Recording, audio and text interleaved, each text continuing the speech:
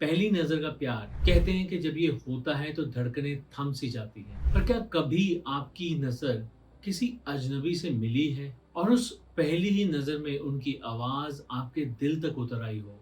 ऐसा लगे जैसे किसी सदियों पुराने साथी से अचानक ही रास्ते में मुलाकात हो गई हो।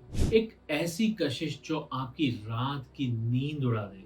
आपका दिमाग जब आपसे बार-बार चीख-चीख कर कहे कि ये कोई अजनबी है, इसे तुम नहीं जानते, पर आपकी आत्मा कहे कि यही तो वो इंसान है जिसका आपको सदियों से इंतज़ार था। एक ऐसी आग जो बुझाए नहीं बुझती, एक ऐसी बेचैनी जो केवल उस इंसान के आपकी मौजूदगी में आने से सुकून में बदल जाती है। आप चाहकर भी अपनी नज़रें उससे हटा नहीं पाते।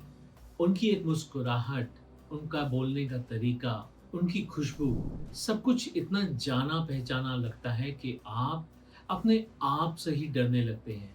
दुनिया इसे अट्रैक्शन कहती है तो वहीं समाज इसे धोखा कहता है। पर क्या हो अगर ये अट्रैक्शन नहीं बल्कि पिछले किसी जन्म का आपका अधूरा बचा हुआ कोई हिसाब हो?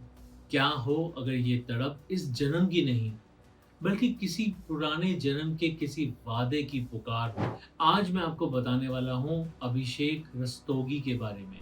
अभिषेक एक बेहद कामयाब स्टोर मैनेजर हैं। वो एक ऐसी ज़िंदगी जीते हैं जो कि बाहर से बहुत ही मुकम्मल नज़र आती है। एक प्यार करने वाली बीवी, एक अच्छा करियर, 2 छोटे-छोटे बच्चे और एक खूबसूरत घर। पर फिर उसके बाद उसकी लाइफ में एंट्री होती है उसकी। उसकी नई कुलीग की। पहली बार जब अभिषेक ने उसे अपने ऑफिस के कॉरिडोर में देखा तो उसे ऐसा लगा जैसे कि समय थम सा गया हो। एक अजीब-सी बेचैनी, एक ऐसी कशिश जिसे वो चाहकर भी रोक नहीं पा रहा था। धीरे-धीरे अभिषेक की अपनी उस कुलीग से बातें शुरू हुईं और फिर शुरू हुआ वो सिलसिला जिसे आज समाज एक्स्ट्रा मैरिटल अफेयर का नाम देता है। अभिषेक कहीं न कहीं अंदर ही अंदर से घुट रहा था। वो अपनी बीवी को धोखा नहीं देना चाहता था, पर उस दूसरी आई हुई औरत से भी दूर जाना उसके बस में नहीं था। वो समझ ही नहीं पा रहा था कि इस सब को ठीक करने के लिए आखिर उसे करना क्या होगा। जब भी वो महिला अभिषेक के पास होती, तो उसे किसी पुरानी सी मिट्टी की कोई खुशबू सी महसूस होती। इसी घुटन और गिल्ट से बचने के लिए अभिषेक हमारे मेडिटेशन सेंटर पर आते हैं। आने से पहले बाकी सबकी तरह उन्होंने भी रजिस्ट्रेशन करवाया था, अपनी प्रैक्टिस पूरी की थी। जब वो हमारे सेंटर पे आते हैं तो मुझे आने के बाद मिलने पर वो एक ही सवाल पूछते हैं कि मैं जानना चाहता हूँ कि ये कैसी कशिश है जो मुझे उस महिला की तरफ खींचती है। ऐसा क्यों हो रहा है कि मैं ना चाहते हुए भी अपनी बीवी के साथ चीट कर रहा हूँ? मैं उस महिला की तरफ आकर्षित क्यों हो रहा हूँ? अभिषेक से बात करने के बाद उनका सेशन शुरू होता है। धीरे-धीरे वो ट्रांस की अवस्था में जाते हैं। सेशन के दौरान अभिषेक की आंखें बंद थीं। आंखें बंद किए हुए अभिषेक ने बताया कि वो आज के समय में यानी कि 2026 में नहीं है। वो तो 1940 के दौर के किसी छोटे से गांव में अपने आप को देखते हैं। उन्होंने बताया कि उनके शरीर पर धोती है, हाथ खुरदरे हैं। उन्होंने बताया कि उन्हें ऐसा लग रहा है जैसे कि वो मिट्टी का कोई काम करते हैं। जिस समय में उन्होंने अपने आप को देखा वो समय गर्मियों का था। गर्मी की दोपहर में उन्होंने अपने आप को किसी एक हवेली के सामने देखा। वहाँ उस हवेली के आंगन में उन्होंने एक लड़की को देखा। उन्होंने बताया कि उस लड़की ने पीले रंग की एक सूती साड़ी पहनी है। आगे अभिषेक ने ये भी बताया कि उस लड़की के माथे पर एक गहरा सा निशान है। अभिषेक ने उस समय नींद की अवस्था कहिए या फिर ट्रांस में कहिए, पर रोते हुए उस लड़की का नाम लिया, सावित्री। इसके आगे अभिषेक ने बताया कि वो और सावित्री एक दूसरे से बेहद प्यार करते थे, कि वो खुद तो बहुत ही गरीब एक छोटे से मजदूर थे, पर सावित्री सावित्री तो एक जमींदार की बेटी थी। वो दोनों ही जानते थे कि वो समाज उन दोनों की शादी कभी नहीं होने देगा। उन दोनों के बीच में बहुत बड़ा फासला था, रुतबे का फासला था, जात का फासला था। इस सब के बीच में उन दोनों की शादी होना नामुमकिन था। इसीलिए एक रात को उन दोनों ने घर छोड़कर, गाँव छोड़कर भाग जाने का फैसला किया। जैसे ही वो रात को दोनों भाग जाते हैं, अभिषेक के घर वाले तो नहीं आते, पर हाँ, सावित्री के परिवार वाले सारे गांव को इकट्ठा कर लेते हैं। वो देखते हैं कि बहुत सारे लोग मशाले लिए हुए, लाठियां लिए हुए उन दोनों के पीछे भाग रहे हैं। अभिषेक उस समय को महसूस करते हुए, उस समय उस रिक्लाइनर के ऊपर कांप रहे थे। जी हाँ, वो सेशन के दौरान बुरी तरह से कांप रहे थे।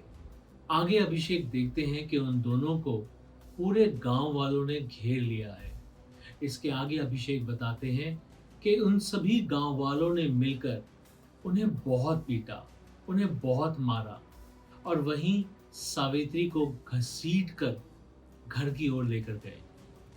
बुरी तरह से घसीटते हुए उसे वहां से लेकर जा रहे थे। उस समय में वो दोनों ही जानते थे कि दोनों में से कोई भी बचने वाला नहीं है। लड़के को तो गांव वाले ही मार देंगे और सावित्री को उसके घर वाले।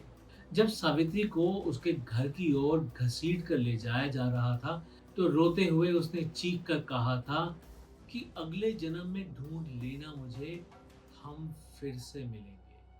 ये वो आखिरी दृश्य था जो अभिषेक ने अपनी आंखें बंद होने से पहले देखा था। सावित्री उस समय उससे दूर जा चुकी थी और उसके बाद उन गांव वालों ने अभिषेक को भी खत्म कर दिया था। इस सब के बाद अभिषेक कुछ समय के लिए बिल्कुल शांत हो जाते हैं। ऐसे शांत हो जाते हैं जैसे उनके अंदर कोई ऊर्जा नहीं है, कोई प्राण ही नहीं है। कुछ समय के बाद जब मैं उनसे पूछता हूँ कि क्या हम वापस आए इस जन्म में, तो उनका जवाब हाँ था। वापस लाने के बाद अभिषेक की जब इस जन्म में आंखें खुलती हैं, तो उनकी आंखों से आंसू बह रहे थे। अब अभिषेक समझ चुके थे कि ये एक्स्ट्रा मैरिटल अफेयर किसी जिस्म की भूख नहीं है और ना ही वो नएपन की कोई तलाश है। वो उस अधूरे वादे की पुकार थी। वो लड़की, वो औरत और कोई नहीं, बल्कि वो सावित्री थी। उन दोनों की आत्मा सिर्फ इसलिए टकराई थी ताकि वो उस अधूरे वादे के बोझ को उतार सकें। अभिषेक को अब ये एहसास हो चुका था कि इस जन्म में इन दोनों का रास्ता बिल्कुल अलग-अलग है। उसे अपने आज को खराब कर कर अपने पुराने जन्म की लकीरों के ऊपर नहीं चलना है। उस दिन के बाद अभिषेक ने उस रिश्ते को वहीं पर खत्म कर दिया। किसी गुस्से या फिर धोखे से नहीं, बल्कि कैसी शांति से जो केवल सच्चाई जानने के बाद मिल सकती है। अभिषेक ने अपने उस अधूरे वादे को माफ किया, उस वादे को वहीं पर खत्म किया। दोस्तों, कई बार हमें जो गलत लगता है वो दरअसल किसी पुराने दर्द की दवाई ढूंढने की एक कोशिश होती है। पर यह भी जरूरी नहीं है कि हर पुरानी कहानी का एक नया चैप्टर जरूर लिखा जाए। कुछ कहानियां शायद अधूरी ही छोड़ने के लिए होती हैं। मैं उम्मीद करता हूं कि आपको आज का हमारा वीडियो बहुत पसंद आया होगा और कहीं न कहीं ये आपको इस बात की तरफ प्रेरित करेगा, बताएगा कि कई बार हमारे लाइफ में ऐसे कुछ इंसिडेंट्स होते हैं जिसके बारे में हम कुछ नहीं जानते, पर उनके पेच, उनकी डोरी कहीं न कहीं हमारे किसी पिछले जन्म के साथ जुड़ी होती है। कभी कोई वादा होता है, तो कभी कोई छल होता है। कभी कोई अधूरा प्यार होता है, तो कभी कोई अधूरी दुश्मनी होती है। वजह कोई भी हो, पर कहीं न कहीं हमें ये तो समझ में आता ही है ना कि हम जो आज में जी रहे हैं, उसके कहीं न कहीं कोई पेच, कोई डोरी पिछले जन्म के साथ जुड़ी हो सकती है। अगर आप भी ऐसे किसी इंसान को जानते हैं जिसकी लाइफ में कोई भी डिस्टर्बेंस चल रही है, तो आप उन्हें हमारे बारे में बता सकते हैं। इस पास्ट लाइफ रिग्रेशन के बारे में बता सकते हैं। इस वीडियो को उसके साथ शेयर कर सकते हैं। न जाने कब आप किसी की मदद कर बैठे। न जाने वो इंसान कोई ऐसा सवाल का जवाब ढूँढ रहा हो जिसके बारे में वो समझ ही ना पा रहा हो और शायद ये सेशन कराने के बाद उसे उस सवाल का जवाब मिल जाए। मैं आप सबसे आग्रह करूँगा कि अगर आपको हमारा आज का ये वीडियो पसंद आया हो, तो प्लीज़ इसे लाइक और शेयर ज़रूर कीजिएगा। और अगर आप हमारे चैनल पे नए हैं या फिर अभी तक आपने हमारे चैनल को सब्सक्राइब नहीं किया है, तो प्लीज़ हमारे चैनल को सब्सक्राइब भी ज़रूर कीजिए। So thank you very much for going through this video. Stay happy, stay blessed, safe. Have a nice day. Take care. Bye.